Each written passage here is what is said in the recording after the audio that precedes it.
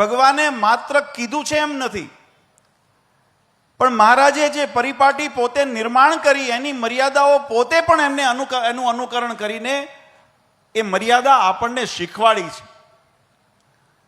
જ્યારે દ્વારકાધીશની મૂર્તિ અહીંયા સ્થાપન કરવાનો પ્રસંગ આવ્યો, સંતો ભક્તો બધા મહારાજ પાસે ગઢપુર ગયા અને ગઢપુર જઈને ભગવાનની આગળ વિનંતી કરી કે મહારાજ, આપની કૃપાથી આ મૂર્તિ બહુ સુંદર તૈયાર થઈને આવી છે અને આપના વરદ હસ્તે જેમ લક્ષ્મીનારાયણ આદિ દેવોની સ્થાપના કરી એમ દ્વારકાધીશની પણ આપના વરદ હસ્તે સ્થાપના કરો. ત્યારે ભગવાન શ્રીહરિ પોતે સ્વતંત્ર હોવા છતાં પણ, આ સંપ્રદાયના સર્વોપરી ધણી હોવા છતાં પણ મહારાજ કીધું કે અમે એક મર્યાદા બાંધી દીધી છે.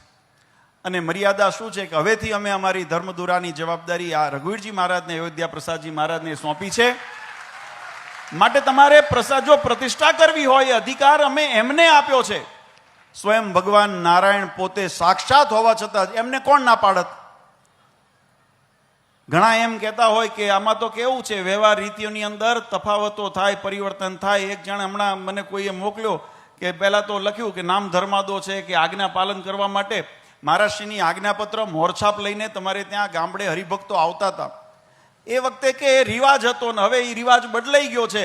પણ મૂર્ખાઓને એ ખબર નથી કે રિવાજ કોણે કર્યો હતો. એ રિવાજ કોણે કર્યો હતો? એ પરબ્રહ્મ પુરુષોત્તમ નારાયણે રિવાજ કર્યો હતો. એ રિવાજ બદલવાનો કાળા માથાના માનવીની હેસિયતે નથી, ને ઓકાતે નથી, ને તાકાતે નથી, અને અધિકાર પણ નથી. એનો અધિકાર પણ નથી. અને જો કરે તો મહારાજે શિક્ષાપત્રીની અંદર સ્પષ્ટપણે કીધું, તાન ઉલ્લંઘ્યાન વર્તનતે હેતુ સ્વૈર કુબુદ્ધિ વાળો છે.